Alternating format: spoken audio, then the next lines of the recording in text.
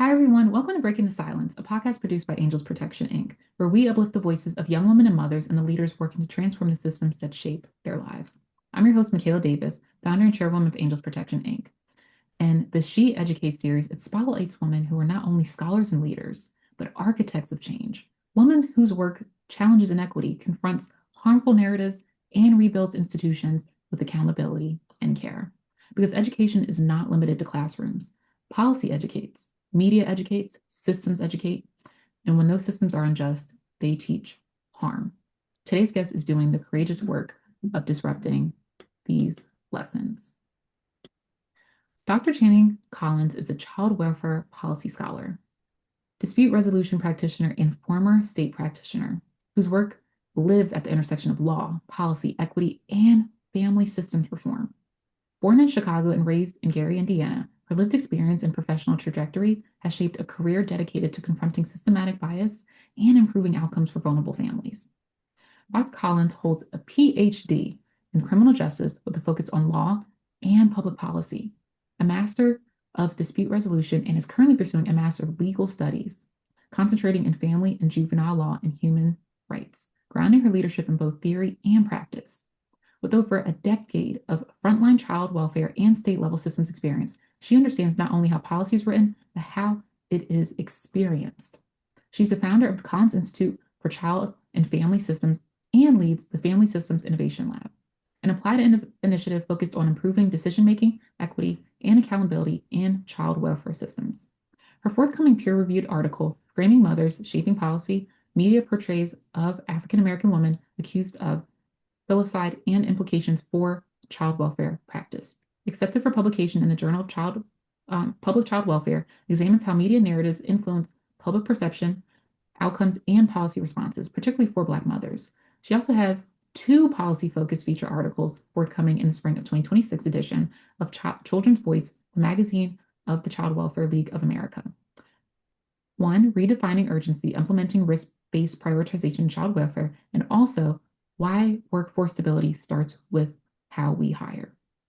Across scholarship, systems reform, and public narrative analysis, Dr. Collins challenges institutions to examine how bias becomes policy and how accountability must become culture. She's also a proud member of Alpha Kappa Alpha Sorority Incorporated, carrying forward a legacy of service, scholarship, and advocacy rooted in sisterhood and social justice. So we are so honored to welcome you to the podcast, Dr. Collins. Thank you so much for having me. It is my honor, and I'm greatly humbled to be invited to speak today.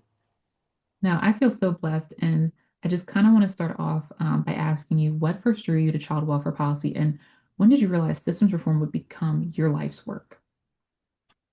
Um, that is a amazing question. I didn't see myself entering the child welfare workforce at all. Actually, I started this journey from a friend, and if you're watching, she knows, Ashley, who was working for the agency at the time and thought that I would be good at it, and particularly in the investigation unit. So I always jokingly say to her that I would not be where I am had it not been for her. And so when I started in this work, I entered child welfare because I care deeply about families, particularly families navigating systems that often misunderstand them. But once I began working in the field, I realized something important. Outcomes for families are directly tied to stability and structure of the workforce serving them.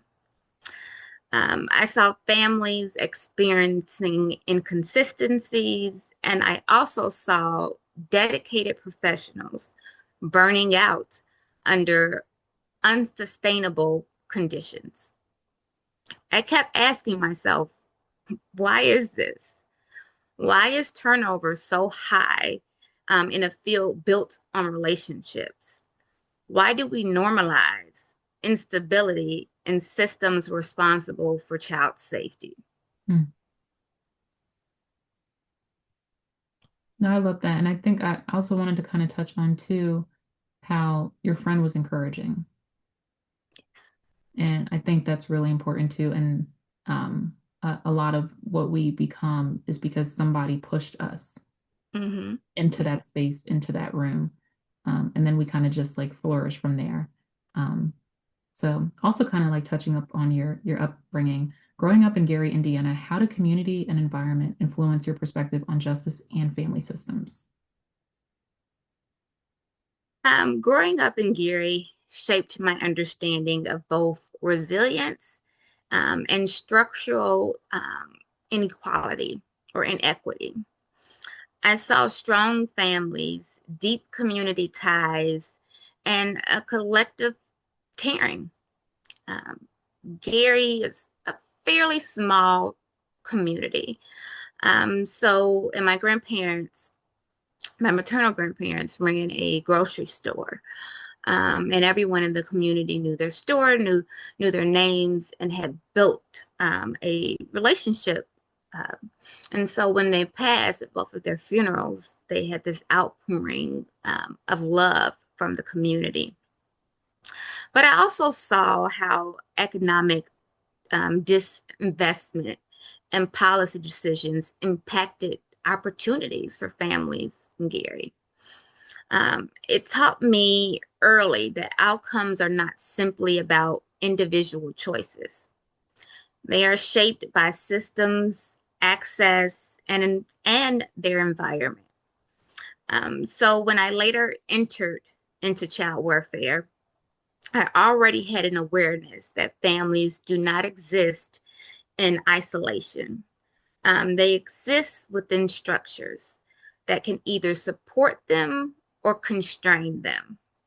Um, that perspective has stayed with me, especially when I think about justice and the law. Justice isn't just about intervention, it's about context. So that is kind of what Gary taught me. It's one of the reasons why I still kind of live in the area. And it's also a reason why I focus my dissertation on African American mothers, with Gary being primarily populated by the African American community.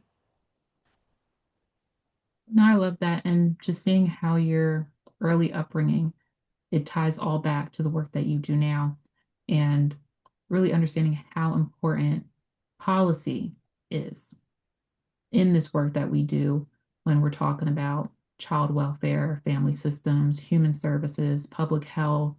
It's all interconnected. So, like to those points that you made, you've worked both on the front line and in policy scholarship. So, how did those lived experiences shape how you view reform? Working on the front line taught me that policy is never abstract. Hmm. Every statutory definition, every deadline, every risk assessment tool becomes a lived experience for a family, and a workload reality for a caseworker. I saw how good practitioners, experts, were often forced to make complex decisions under pressure, and with limited time and inconsistent structural support within the agency. And I saw how that pressure affected families that we worked with. Moving into scholarship allowed me to step back and examine the patterns. I began asking, is this training an issue, a leadership issue, a design issue? Um, but more often than not, it is a structural design, a combination of all. And so that is why having that connection of being a frontline worker and starting from the bottom, and I don't want to quote Drake, but starting from the bottom and now we're here is a true sentiment. I feel if you are going to write policy and be an expert, you kind of have to have done the work. Hmm. And not all have. And I think because of that, I understand. these struggles that workers face, the demands of being on the front line, the demands of when I was on the front line, I worked in permanency for a time and then also in investigations and assessment, and also did some fatalities as a supervisor. So understanding the full aspect, kind of the 180 of how child works on the front line. And that experience taught me so much. Um, Getting those calls at 4 o'clock in the morning when you're on call, or getting back to back calls and having to write these court reports for the next day because you're on a deadline. You know, that legal side of it, that if you assume custody, you have to go to court so quickly. And I always knew the way my brain thinks is there was always a thought in there. It's just at that time, back in 2012 and 2013, I didn't formulate that into what I'm doing now. But my journey from July of 2012 to now is what brought me here, and is how I developed Family System Innovation Lab. No, I love that. And kind of wanted to touch on too. So, how do media frames influence decision making and public perception in child welfare cases? So media frames influence public perception first, Mm, and public perception creates pressure. mm, In my dissertation, I quoted several Black leaders, and one of them was Malcolm X. And he stated that the media is the most powerful entity on earth. They have the power to make the innocent guilty and the guilty innocent, mm, because they control the mind of the masses. mm. And that observation remains deeply relevant. And you can kind of see that in today's times. So, what, 50 years, 60 years after he made this quote at a very small speech he was giving, I think it was the early 60s, and we're now in 2026, and this quote could be made today. And so when a case is framed as shocking or monstrous, especially involving a Black mother, it narrows that space for nuance. The public begins to interpret the individual through a lens of deviance rather than context. We're seeing, as I stated, in real time across America, how media narratives shape public response Mm. to issues ranging from immigration enforcement to criminal justice policy. Coverage influences public sentiment, and public sentiment influences political pressure. You can turn on Fox News and get one narrative, and then you can go to CNN and get another narrative. Mm. And the masses is depending on who you watch of how you're going to interpret that story. So when it comes to prosecutors, they operate within that climate. And legal decisions, while they are grounded in statute, but they are made within a broader social and political environment that is shaped by the media framing. And again, we can go to real time of seeing some even journalists being arrested, of that connection to media and these lines blurring. Uh, when does the media, where does the media end and where does the law begin? And that was my point in my dissertation that I turned into a journal article that will be published in the Journal of Public Child Warfare. So to kind of end that question, Media narratives don't dictate legal outcomes, but they absolutely shape the conditions in which those outcomes are reached. Mm. And I could definitely go on, but I know we have a lot of questions. But again, I go to just anyone watching this podcast of thinking about um, what's going on in society currently and flip the channel, the news channels, and see how the dialogue that they use, the different language that they use, the framing of how they have characterized certain individuals or certain circumstances. It's all done intentionally for you, the viewer, the masses, to buy in a sense, to what they're saying. And based on that, that creates that political pressure. And unfortunately, it creates kind of a legal pressure in a sense, because a lot of positions are appointed and they want to keep their job. And it's like a tightrope. So I don't think that this topic is discussed enough. And so, again, I thank you for inviting me. And I think that the current times are really showing how much the media can control a story, a narrative. I agree. And I think that's what it's all about is having platforms that can showcase the real and the true information and pushing that out into the community and all levels of the community, right? Folks that Yes, may not understand what it means to have a peer review article, right? And then yes. also reaching folks that have written many peer-reviewed articles, or have been doing this work for so long. Mhm. So, or also reaching students as well that are upcoming into the field. So media is very critical and important. And like you said, it can change the way that people think. It does that all the time. So also too, I wanted to touch on your forthcoming article examines media portrayals of African American women accused of filicide. So why is that so important to integrate how narratives shape policy? It's important because policy does not emerge in a vacuum. Mm. Public opinion influences prosecutors. Prosecutorial patterns influence legislation, and media narratives shape public opinion.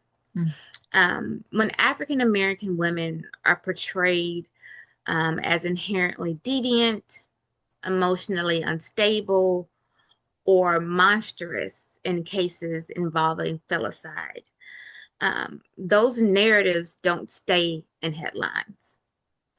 They seep into courtrooms, charging decisions, sentencing outcomes, and a broader child welfare policy posture. My research examined how language, imagery, and framing construct certain mothers as sympathetic and others as disposable. And when those portrayals are um, racialized, they reinforce the long-standing stereotypes that influence both public perception and institutional response. Um, in the peer-reviewed article that will be coming out, um, I discuss 60 cases without naming any of the cases that I discuss, but I put them kind of into categories of Caucasian mothers and African American mothers. And Caucasian mothers were um, the imagery, the language was completely different than African American mothers. African American mothers were usually shown, their mugshots were shown. They were described as either being a bad mother or having a juvenile record or having a history, while Caucasian mothers were described as suffering from mental health issues that weren't being addressed, or stressors or life circumstances. And the imagery were pictures of the family smiling of happier times.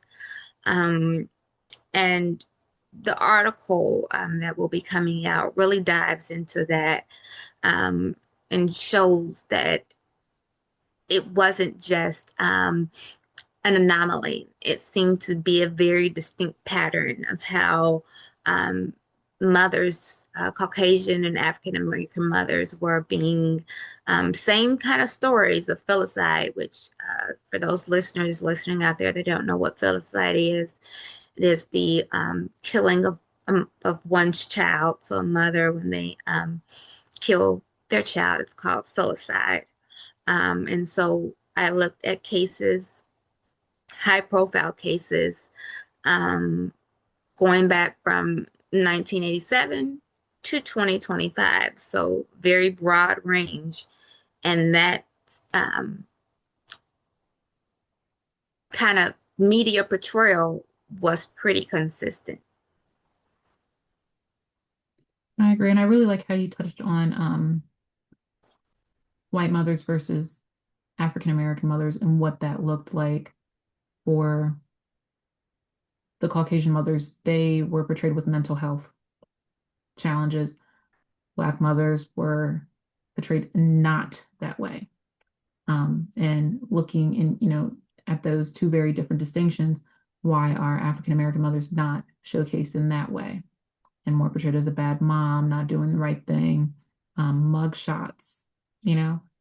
Um, so media does control a lot of that power, and how we're portraying.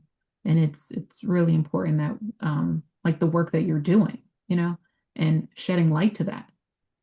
And most people think, oh, well, if it's on social media, if it's on Instagram, then it's true, you know?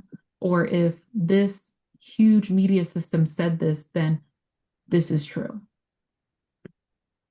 And another thing that I found was the coverage. Mm. Um, African American cases didn't get the national, international coverage that Caucasian cases did. Mm. And I just want, at this point, viewers to pause and think about cases that you have heard where a mother has killed their child. Mm. I can guarantee you the cases that are going to come to your mind. Andrea Yates, Susan Smith.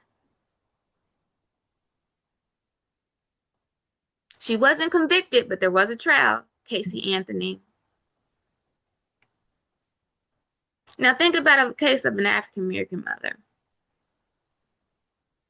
that you saw in the media that got the court TV. They have a whole channel of court TV now that got coverage on CNN, court TV.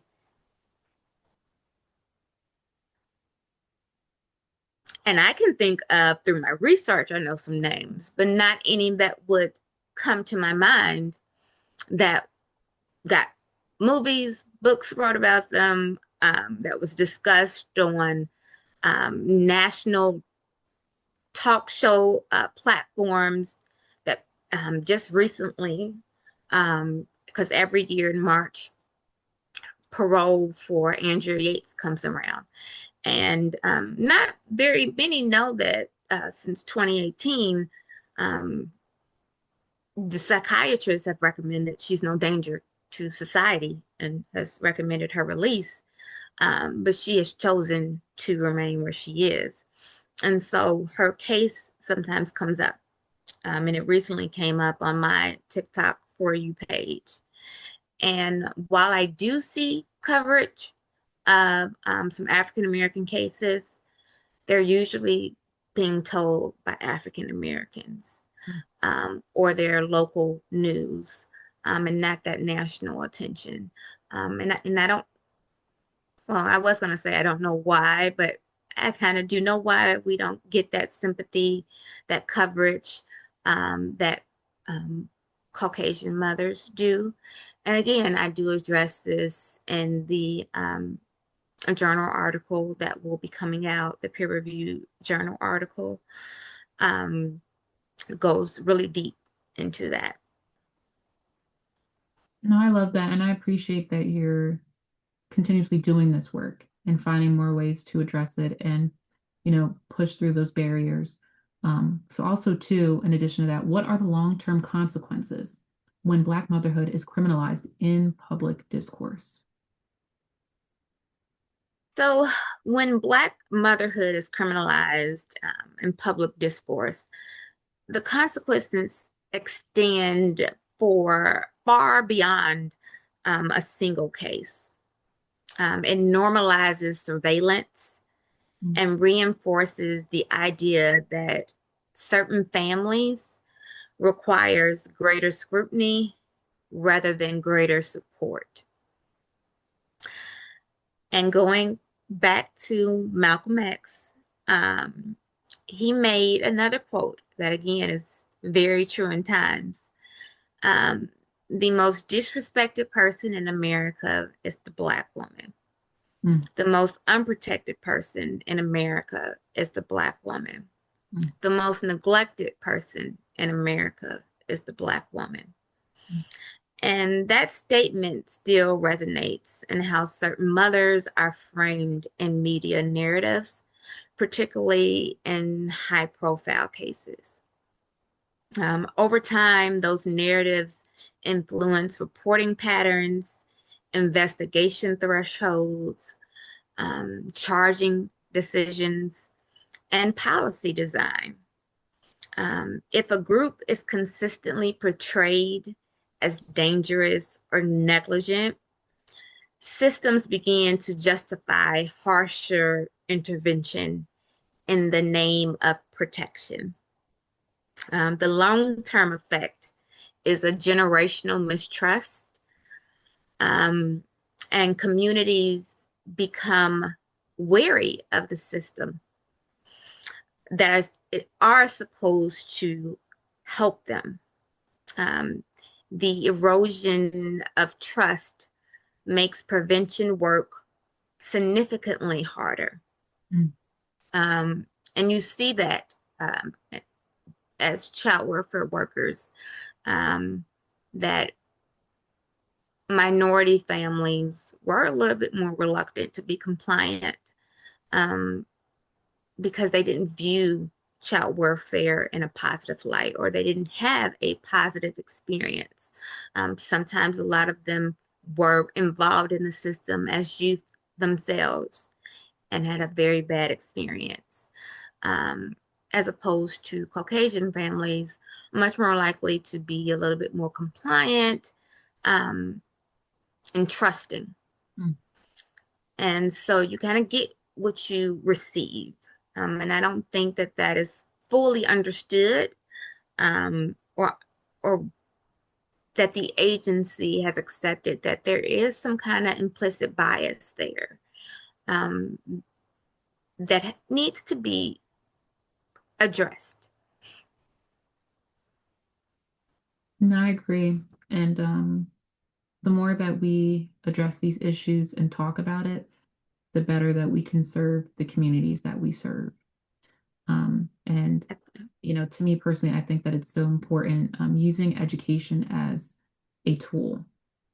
Because the more we educate ourselves, the better that we can be when we're decision making in these big positions, that we're making decisions about funding and different policies that affect these communities that we serve.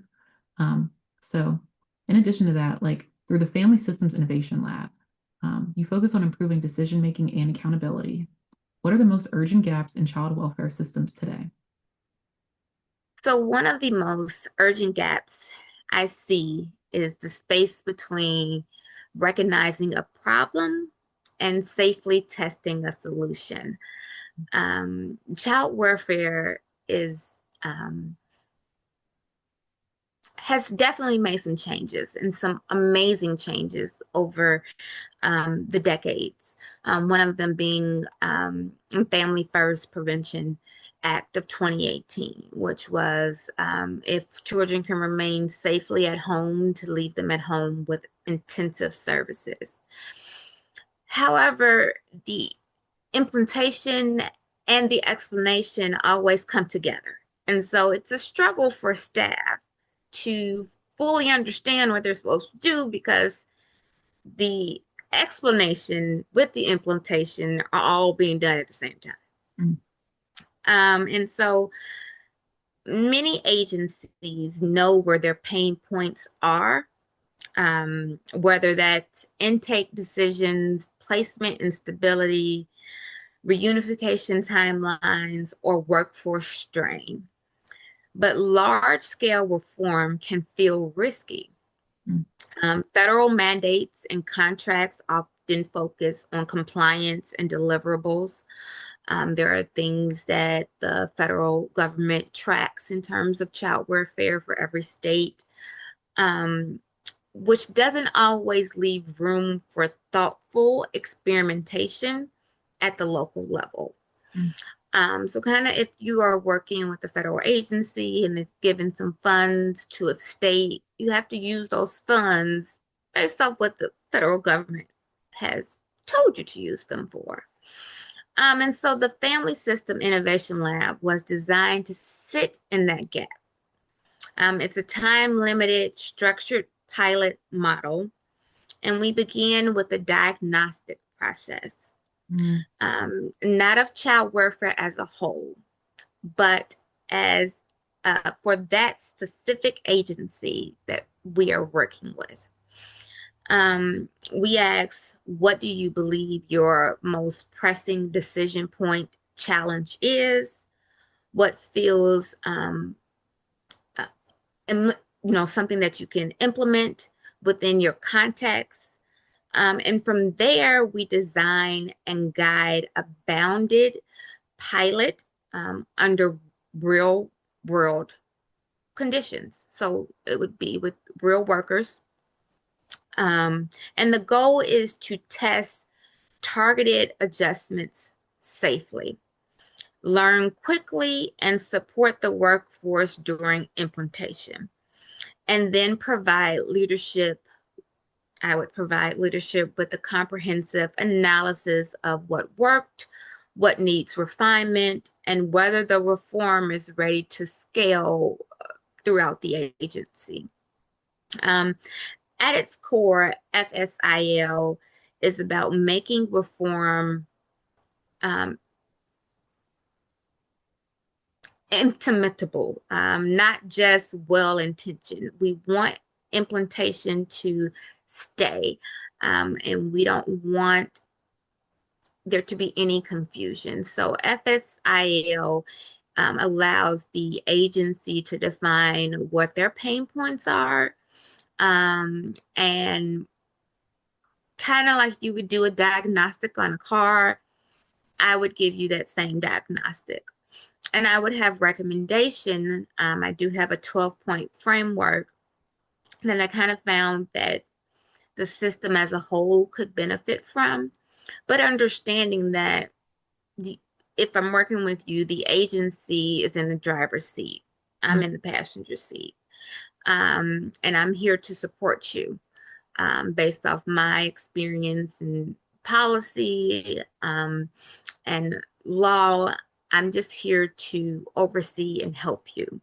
So if they don't want to go with one of my recommendations, such as the risk-based case prioritization, which is one of the articles that is coming out in the Child Welfare League of America, then they have, other options they can choose from, or I'll ask what is something that they've been thinking of, because a lot of agencies have something that's in their mind that they want to implement, but they can't because either due to funds or that they don't know how it will look long term.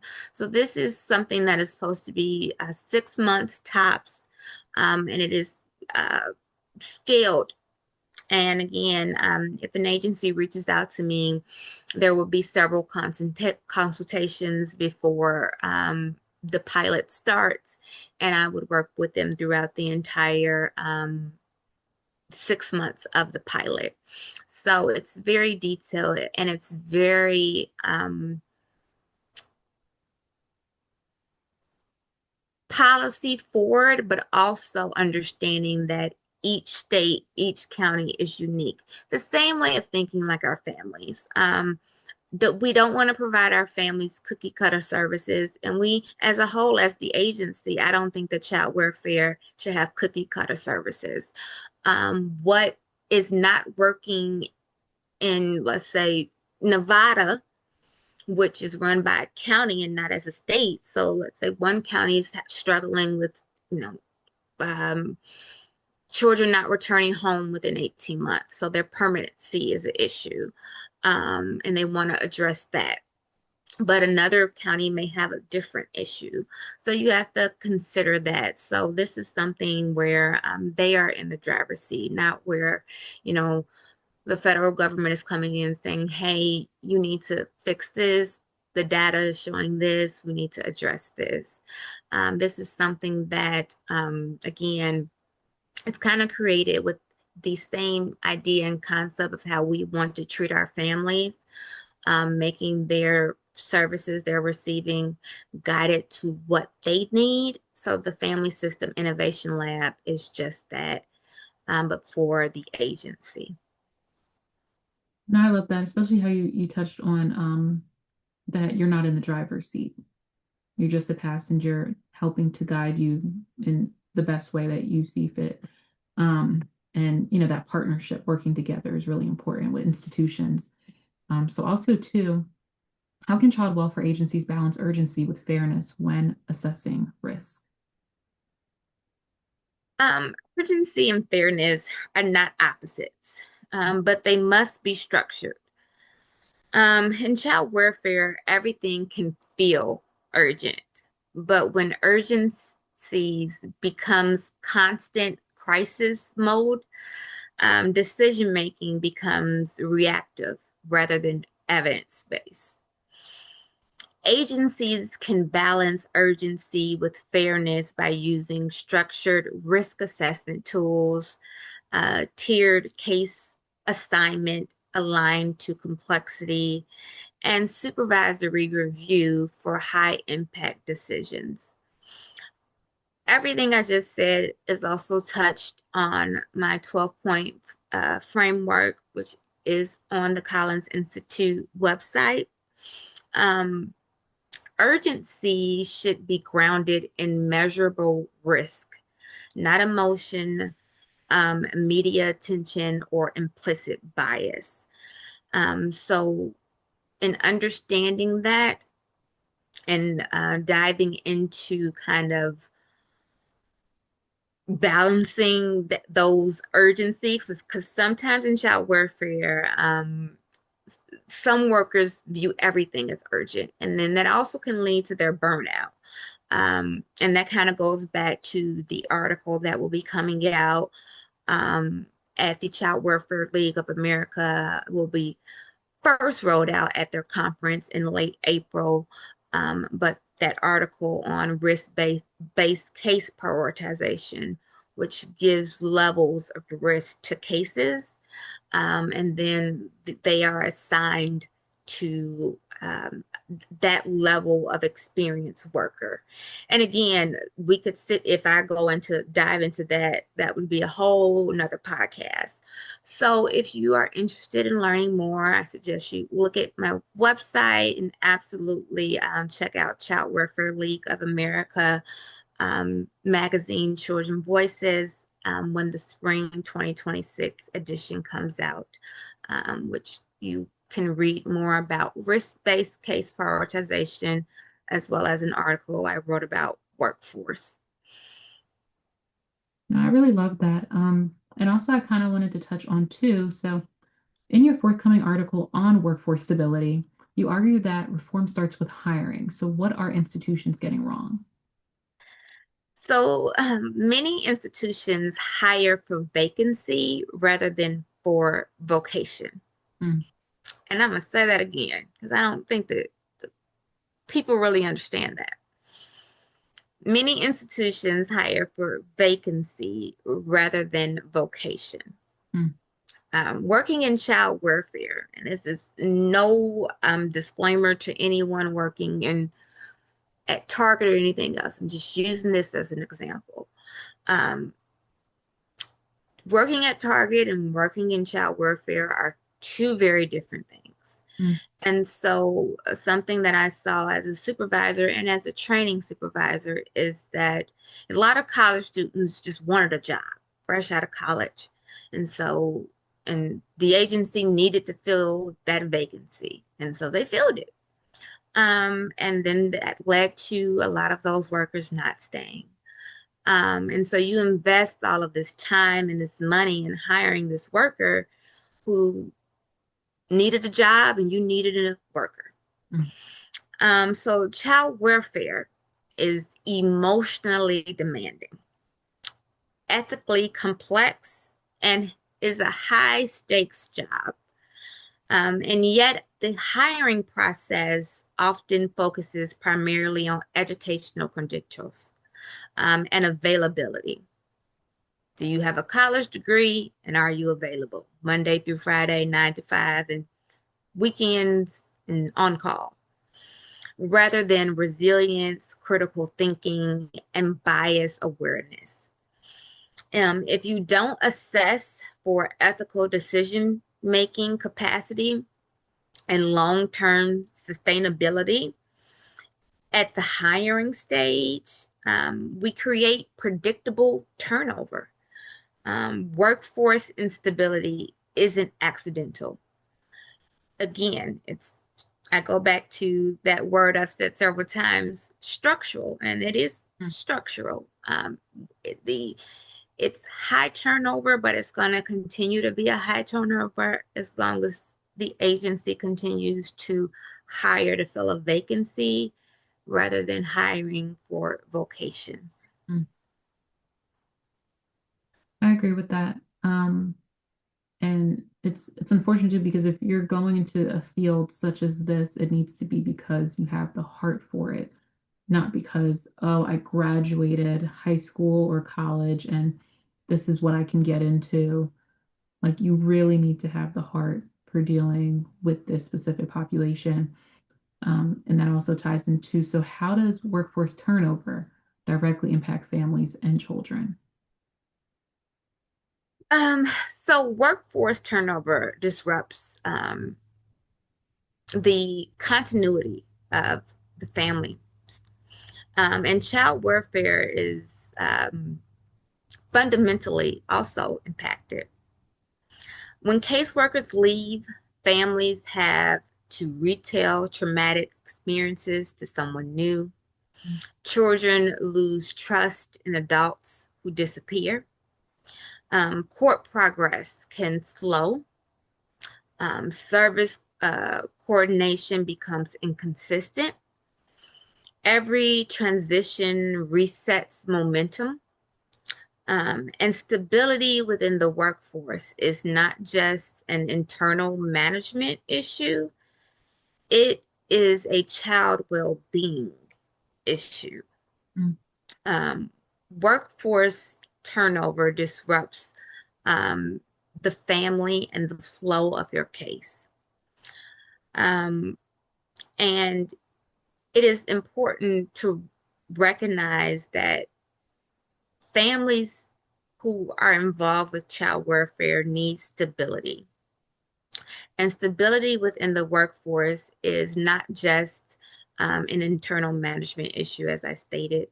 Um, it really is a child well-being issue. There is data that supports this theory. I don't remember the numbers off the top of my head, but there was a study done that showed that a family who had one caseworker throughout the life of the case was 90% more likely to close the case successfully, as opposed to a family in the scenario. I think one family had had like 14 caseworkers and their case was still open. And a lot of things kind of get lost in translation when you have a disruption. And I also want to add to that, it's not just a disruption because a worker may leave, but people get promoted. mm, Um, Sometimes workers are moved to a different part in child welfare, be it from foster care to permanency or to investigation units. So there are a lot of internal change that can happen. Um, and some of those you can't avoid. It's great to be promoted. You should get a promotion. Or if you want to do a lateral move within the agency, you think that's best for you, that's great. But the transition needs to be a little bit better, because at the end of the day, the person that is going to affect the most is the family. Um, and For example, when I had started as a caseworker, as soon as I graduated from my training period and you're able to get cases, I got a full caseload for someone who was going on maternity leave. And when she returned, they didn't give her back her cases. And I couldn't understand why they didn't, because I had transitioned at that time down into the investigation unit. And so that's now families who've now had three different workers. Mm. One worker who went on maternity leave, and then instead of just getting her cases back when she came back, they were kind of spread out when I had transitioned down, when I transitioned to investigation unit. And I don't know what happened to those families, but it's just an example of the disruption, and that the disruption is not just workers leaving, but internal disruption within the agency um, also needs to be considered. And it does affect the family well-being, the child well-being, and the success or the overall compliance of the case. And I really love how you touched on the disruption of movement of workers. So it could look like many different things. It doesn't necessarily mean that a worker has left the company as a whole. They could have just been promoted. But either way, it works. It's still disrupting that household's progress, versus the family that had the same caseworker throughout the whole time period they were involved, versus another family that had 14 caseworkers. So, and their case is still open, which means nothing's being done because there's only a success rate when the case is closed. You don't want to open case because that means there's some issues that are not being addressed and solved.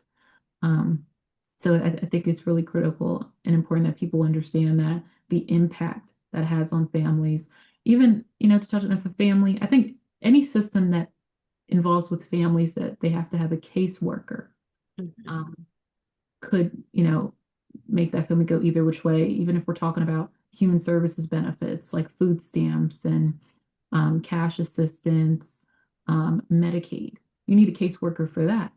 Mhm. And the way that system is designed, you might have this caseworker today, and then you're trying to reach out to that caseworker. That's not your caseworker tomorrow, or you might try to reach out, calling for a whole week just to come to find out you go down there in person. Oh, and they tell you, no, that's not your caseworker. This is your caseworker. But I've been Yeah. leaving messages Mhm.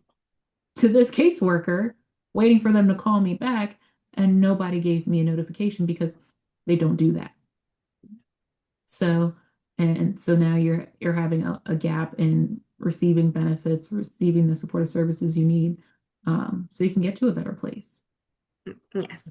And I definitely think, and again, not to stay on this question. Um, so anyone can always look at my website, reach out to me if they want to know more. But I do think that there are ways to make these transitions, especially internal transitions, smoother for the family, smoother for the courts, and smoother for the workers. Because I have seen workers not want to take a promotion because they don't want to let their families down or break the news to their families. And I just think there are better ways that we can go about it. I agree with that.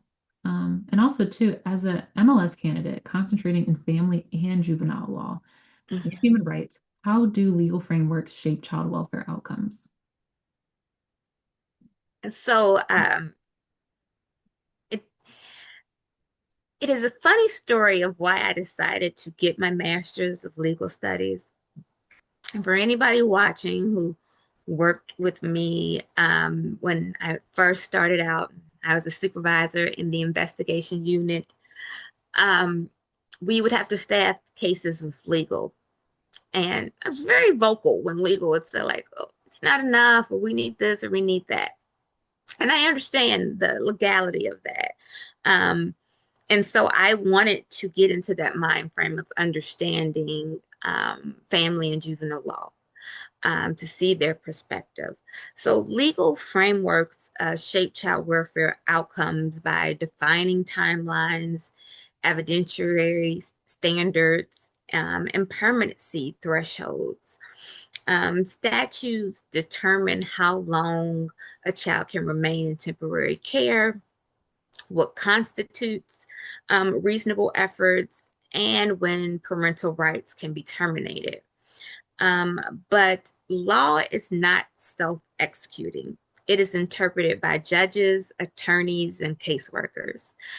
So outcomes are shaped not only by what the law says, but by how it is applied in practice. And I have a wonderful example of that. So one of the classes that I'm in currently is dependency law.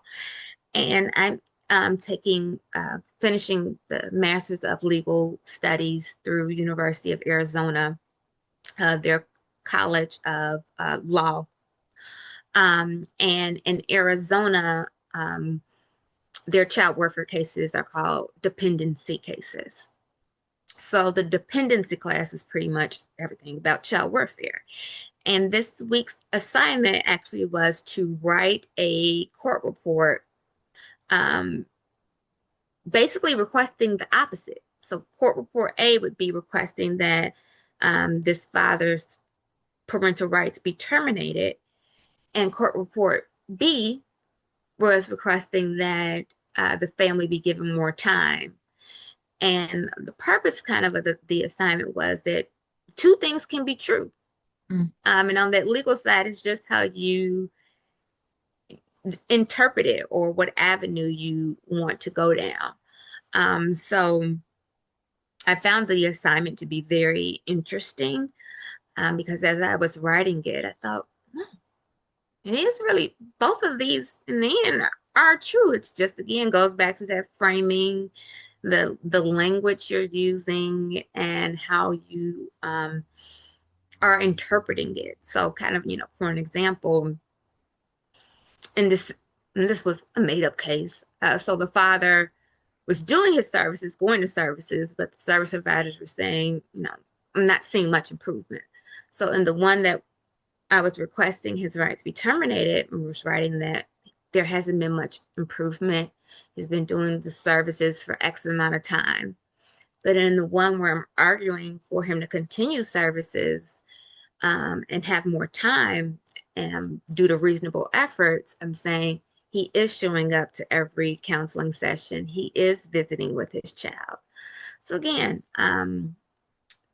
it is very interesting how the law can be interpreted, and it is all about that language. And I wanted to understand from that legal side of what the legal team working in child welfare, what they have to do, and their ethical boundaries that they have to abide by when dealing with the case, because I think it's important to understand, or at least try to understand, all avenues of a case, from the caseworker to the legal department to the supervisor to the supervisor. And I don't think that there's enough understanding or enough putting yourself in someone else's shoes to see what it's like. And I have tried to do that through my educational experience. Now, I really love how you touched on that. And I think it's really important to note that who is the decision maker that's writing the policy, that's deciding, okay, he can be given more time, or I don't think he should have more time. I think that we should just go straight to terminating rights. So who is that decision maker that's coming up with that language, that could, change this whole family's dynamic, just based off of perception. Um, and I think that's what it, unfortunately, how the system is designed, it's who is making those decisions, who is in that seat, who's the judge, right?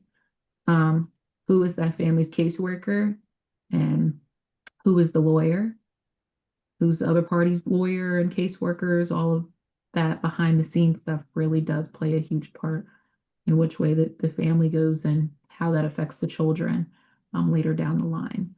Um, Exactly. and I kind of also wanted to touch on too, sisterhood. So, as you're a member of Alpha Kappa Alpha Sorority Incorporated, how has sisterhood influenced your approach to service and justice work?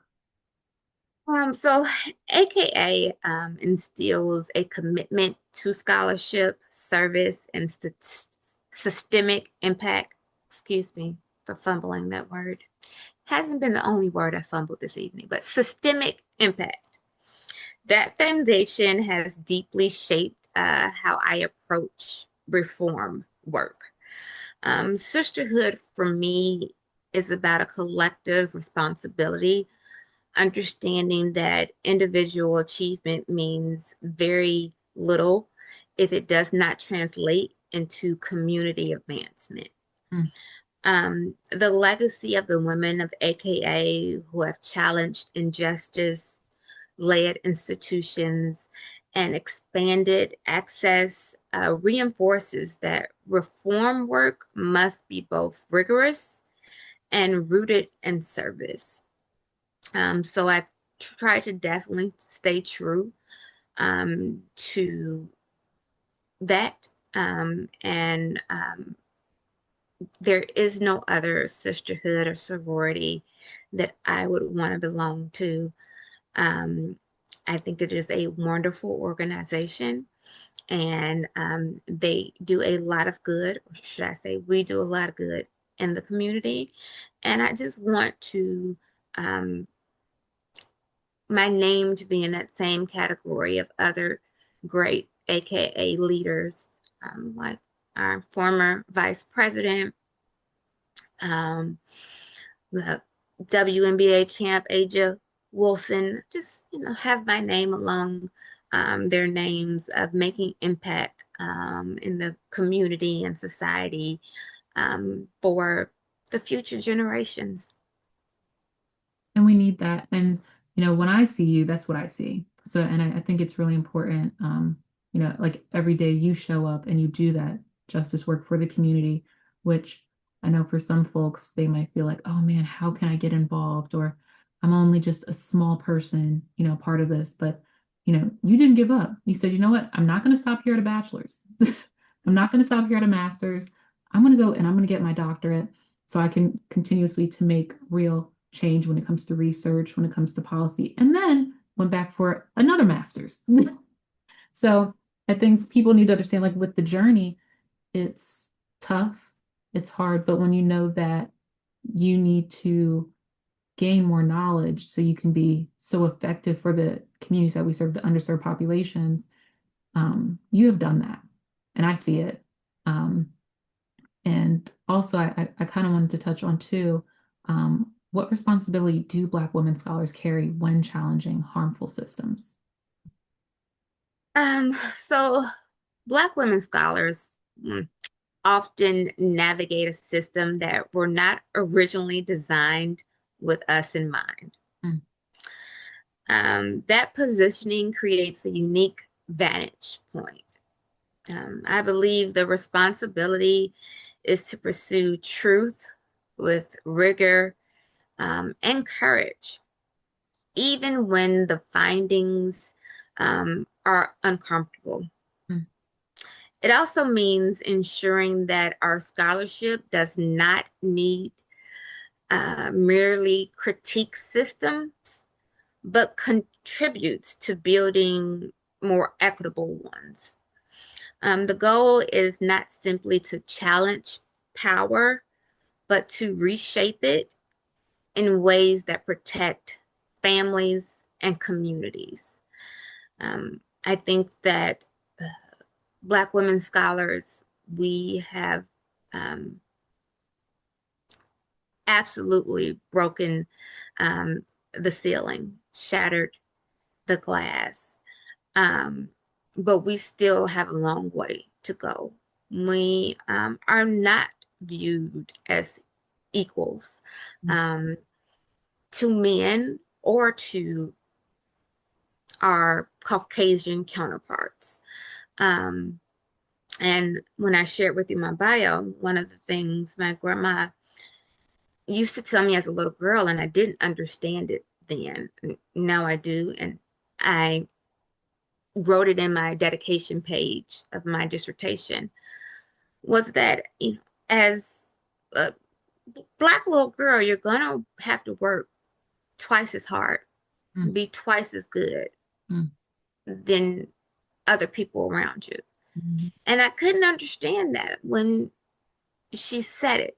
But as an adult, um, I absolutely understand it. I think that we are quickly viewed as one way. It's being angry, so you don't want to be too vocal. So you have to find that balance of I don't want to be the angry Black woman, but I do want to articulate my point. But then I don't want to come off, because then when you're articulating your point, we can sometimes then get the, oh, you're coming off as too rehearsed or condescending. And so it's like, well, I'm wrong either way. So we have done great work, but we still have a ways to go mm. um, to be treated the same as others and given the opportunities the same as others, from equal pay to um, understanding that we can think and develop and give great ideas as the next person. So that is something that we are still battling, and I will continue to fight that fight through Family System Innovations Lab, and try to continue to show that, you know, I have tried to build a brand from the beginning. This was something that I thought of myself, came up with, designed and created, and I am the architect of it. And I'm very passionate about it. And I do believe that it can bring a lot of good to not only child welfare, but public service as a whole. I agree with that.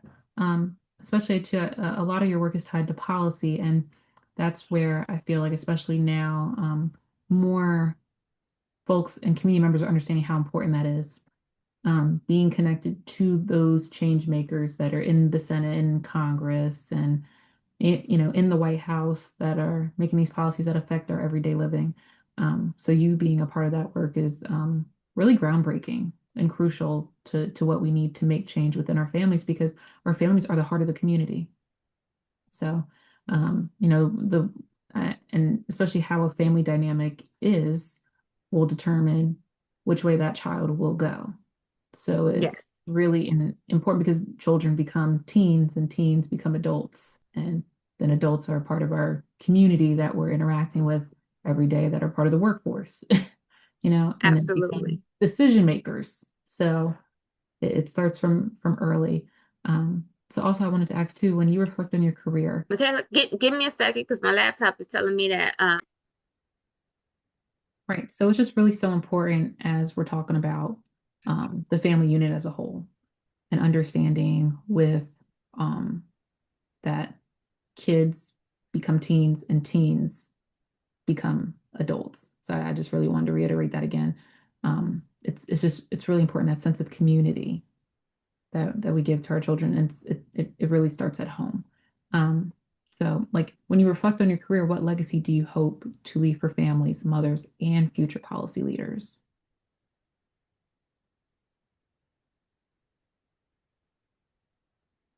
Repeat the question one more time. When you But reflect on your career, what legacy do you hope to leave for families, mothers, and future policy leaders? so when I think about legacy, I think about my mother.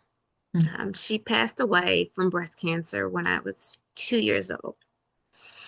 And I don't have any memories of her, but I carry her absence every day. There isn't a day that goes by where I don't wonder whether she would be proud of the woman I've become. And that question is what drives me. Um, I hope the legacy I leave is one where families feel systems becoming more fair, where mothers are understood with context instead of suspicion, mm, and where future leaders inherit institutions that value accountability as much as authority. mm. President Abraham Lincoln once said, the best way to predict your future is to create it. Mm. And so my work is about creating a future where justice is not accidental, but it's intentional.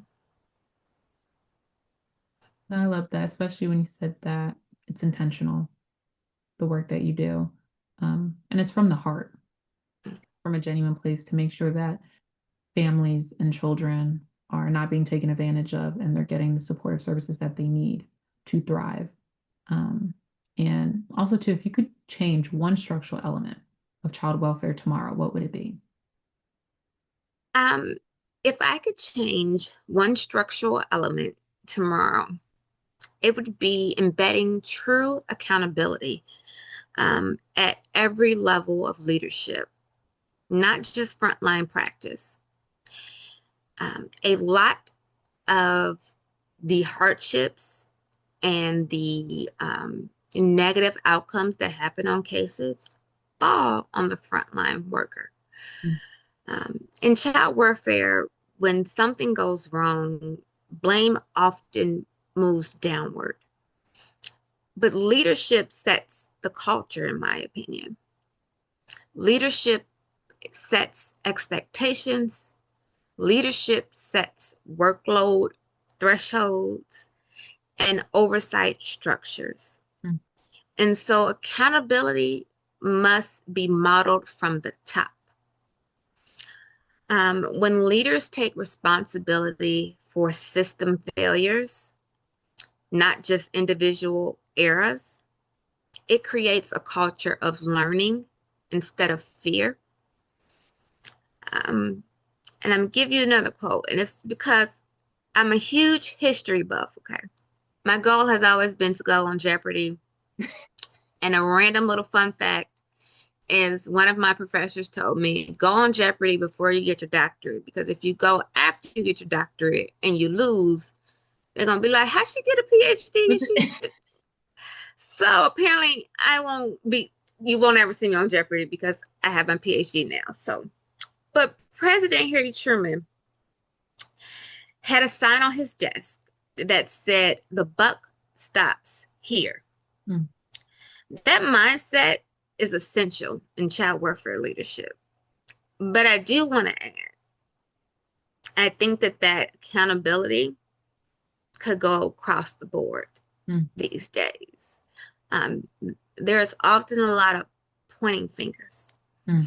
Um, and being a person who has been a supervisor, a division manager, area administrator, associate executive director, I have seen too much of pointing fingers at who's to blame, and not taking and owning some level of accountability and responsibility. Um, and like I stated, I think that when things go wrong, a good leader takes accountability for that.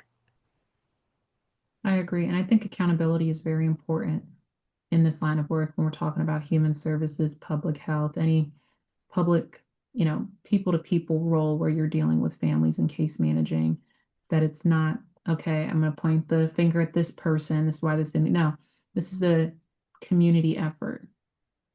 This is a we're working together effort. We can't point fingers. We just need to understand that there may be an issue and then we need to correct it and make the change because this can affect this family Mhm. in a very poor way, which is affecting this child. And like I said, children become teens and teens become adults, and these adults that get in these positions making decisions based off of adverse childhood experiences. So I really appreciate how you said that. And also, too, what message do you want young women, especially those interested in law, policy, and systems reform, to take from your journey? So where I am today is not something I could have imagined as a little girl. I started this story today by telling you I'm only here because a friend thought that my personality would fit in this line of work. Mm, So I believe in design, that we often arrive exactly where we were meant to be, even if the path is not linear. There were setbacks I have faced. There's been trauma, betrayal, moments where giving up would have been easier. But there is a famous, well, he wrote it, he didn't say it. Ernest Hemingway wrote, "The world breaks everyone. mm. And afterward, many are strong at the broken places." Life is not all roses and confetti. You'll be tested, but how you respond to those tests will shape your trajectory. Mm. So don't give up, keep building, keep believing. And as one of my favorite musical artists reminds us, sometimes you just have to make it happen. No, I love that, especially the sometimes we just have to make it happen. So now I kind of wanted to give you the chance. How can folks stay connected to the work that you do? So stay connected with me or stay connected with child welfare and what they can do. And I think all of it. How can they find you on social media? How can they find your business? And also, too, if they want to get involved in this line of work, how can they start with that? so how you can find me, I am on every social media platform. Well, I am not on, I don't even know what they call it now. I think it's X. I'm not on that. Yeah. Um, I'm on Facebook. Facebook is under Dr. Channing Collins. There is a business page, the Collins Institute for Child and Family Systems website. Uh, it's collinsinstitute.org, I believe. But if you go to one of my social media pages, there are links. Um, LinkedIn, you can find me on LinkedIn, Dr. Channing Collins. Every Monday, I write something about FSIL, and every Thursday, I write something about child warfare. And for Black History Month, it's um, dedicated to African Americans in some way. So this week was about kind of contributors in child welfare um, that people may not know who contributed, or that current policies kind of were crafted and drafted based off these ideas and premises by these individuals. So that was what today's post was about. There's also a LinkedIn business page for the Collins Institute. If you want to know more about Family Systems of Innovation, Family System Innovation Lab, um, please reach out. I can work with state, county, tribal, nonprofit, any organization that works with child welfare. Also, agencies, consulting firms, if you want to collaborate, um, please reach out. Um, I think that is it. And also, how if you are interested in working in child welfare, I would suggest looking up your state website um, for any postings. If you want to make an impact regarding policy and legislation, people don't know that they can reach out to their state uh, congressman or congresswoman. Give them a call if something is going on and you aren't happy with it, you want to put in your 2 cents. And always know that your voice really matters also when you vote. If you are seeing things you don't like, um, that silent voice of the vote Mm. is resonates. So to young viewers who may have never voted, and this upcoming election will be your first, or there are some people who have never voted, and I still, see people saying, my vote doesn't matter. It does. Your vote matters. Your voice matters. Make that phone call. Put in that complaint. Because everything that kind of exists today is because someone went out and defied what was the norm.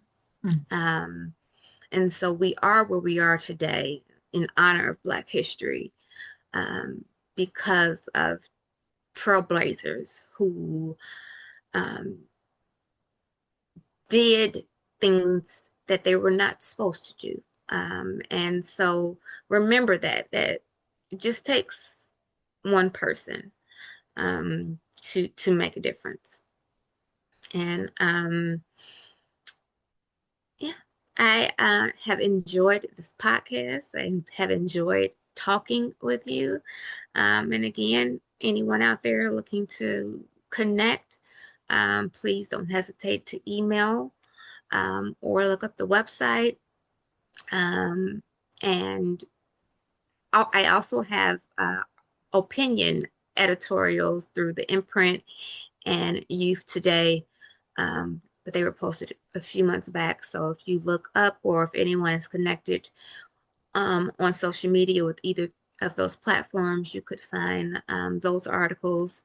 They were about kind of family preservation and how systems are integrating that and what's working well and what could use some improvement. So I just want to leave the audience of saying that we all matter.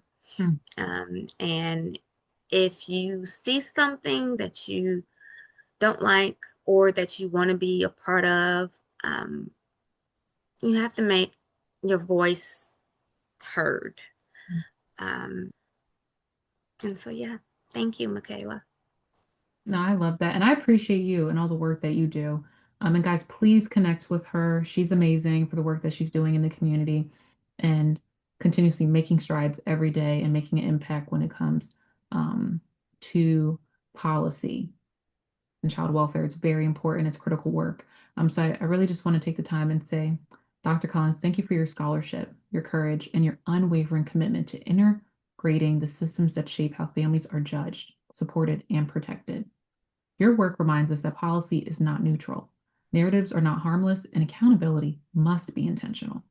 And to our listeners, if today's conversation moved you, visit angelsprotection.org to learn more about how we advocate for young women, mothers, and families navigating systems that too often misunderstand them. And always remember, silence protects people. Silence protects systems, not people. So let's keep breaking it together. And remember, guys, like, comment, and subscribe. All right, take care. Have a great night.